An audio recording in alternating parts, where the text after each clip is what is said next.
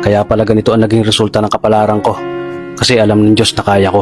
Sa edad kong to, napagod na akong magmadali. Kaya lahat ng ginagawa ko ngayon, ini-enjoy ko na lang. Siguro sa dami na rin ng aking pinagdaanan, napagtanto ko na ang buhay ay mas malawak at mas mahiwaga pa sa mga problemang dumarating sa buhay natin. Tumatanda na tayo, baka sa kakahabol natin sa masagana at maayos na buhay, ay hindi na natin nai-enjoy ang buhay. Baka nabubuhay na lang tayo dahil nape-pressure tayo sa sasabihin ng ibang tao.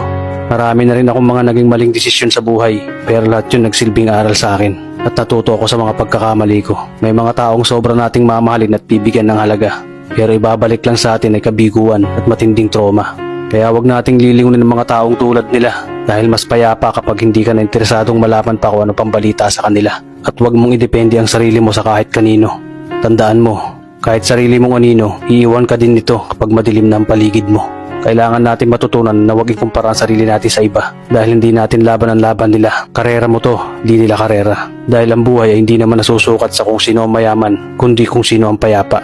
Kaya galingan mo lang palagi tol dahil napakaraming tao mapanghusga, hihilahin ka pababa. At lagi mo tong tatandaan na makakatanggap ka lang ng papuri mula sa kanila kapag patay ka.